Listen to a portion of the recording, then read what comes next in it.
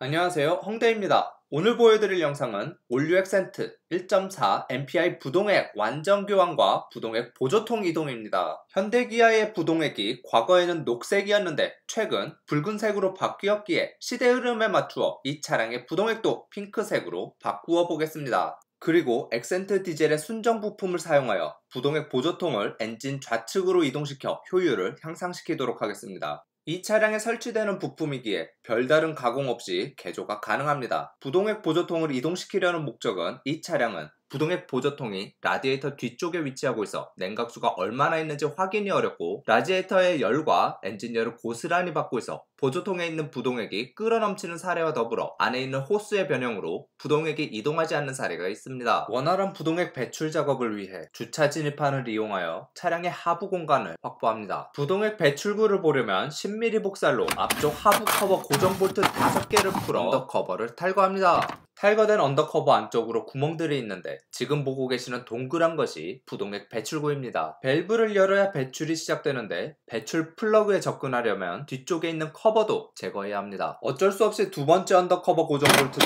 풀어내는데 앞에 보이는 2개만 풀어 작업 공간을 확보합니다. 만약 이 커버도 완전히 탈거하고 싶다면 운전석 쪽 휠하우스 커버에 보시면 고정된 것들이 있는데 이를 제거하면 됩니다. 작업 공간을 확보하려면 타이어를 빼내야 하는 수고로움이 있어 홍대는 최소한으로 준비하여 작업을 이어갑니다. 부동액 배출 구멍을 따라 엔진 쪽으로 손을 넣어보면 배출 플러그, 일명 나비볼트가 있는데 참고 그림에서 A로 표시된 부분을 시계 반대 방향으로 돌리다 보면 라디에이터 안에 있던 냉각수가 배출되기 시작합니다. 하지만 주르륵 나오던 부동액이 나오지 않는데 이때 당황하지 마시고 상부에 있는 라디에이터 캡을 열어주면 원활한 배출이 다시 시작됩니다. 부동액이 배출되는 동안 부동액 보조통 설치를 시작합니다. 부동액 보조통은 우측 휠하우스 쪽에 이렇게 위치하게 되며 이를 설치하기 전 구매한 보조통과 라디에이터 캡 쪽으로 연결할 호스를 꾹 밀어넣어 연결해줍니다. 그리고 측면에 위치한 호스 브라켓에 고정합니다. 다음으로 호스를 라디에이터 캡이 있는 필러 넥 파이프에 연결해야 하는데 홍대는 부품을 구하지 못하여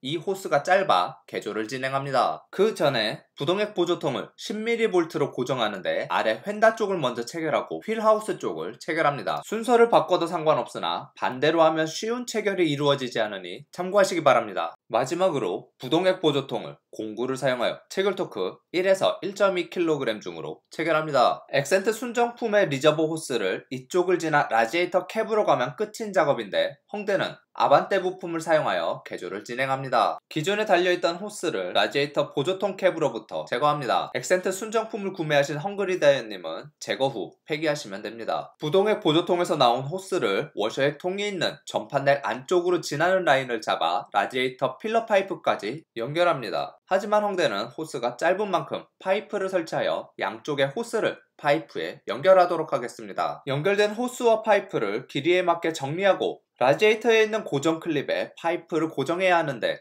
금속이라 형상이 맞지 않아 고정이 불가능하여 차후에 케이블 타이로 마무리했습니다. 순정 호스의 경우 저 부분에 넣어 정리하시면 되겠습니다. 드디어 부동액 보조통 설치가 완료되었습니다. 설치된 부동액 보조통에 부동액 1번, 물 1번으로 1:1 비율로 채우겠습니다. 정비지침서에서는 냉각수의 농도를 최소 45% 이상, 60% 이하를 권장하고 있습니다. 핑크색 부동액으로 교환을 하기 위해 물을 넣고 빼고 물을 넣고 빼고 하다 보면 만족할 만한 색이 나오게 되는데 그 전에 보시는 바와 같이 매우 뜨거우니 조심하시기 바랍니다. 새로운 색상의 부동액을 주입하기 위해 라디에이터 캡을 열고 에어백이 보조통을 설치합니다. 부동액은 물과 혼합하여 45에서 50%를 추천하는데 부식 방지를 위해서 부동액의 농도를 45%로 유지해야 합니다. 냉각수의 농도가 45% 미만인 경우에는 부식 또는 동결의 위험이 있을 수 있습니다. 반대로 냉각수의 농도가 60% 이상인 경우 냉각 효과를 감소시킬 수 있으므로 권장하지 않습니다. 냉각수가 주입되고 더 이상 들어가지 않고 있어 시동을 걸어 에어빼기를 진행하겠습니다.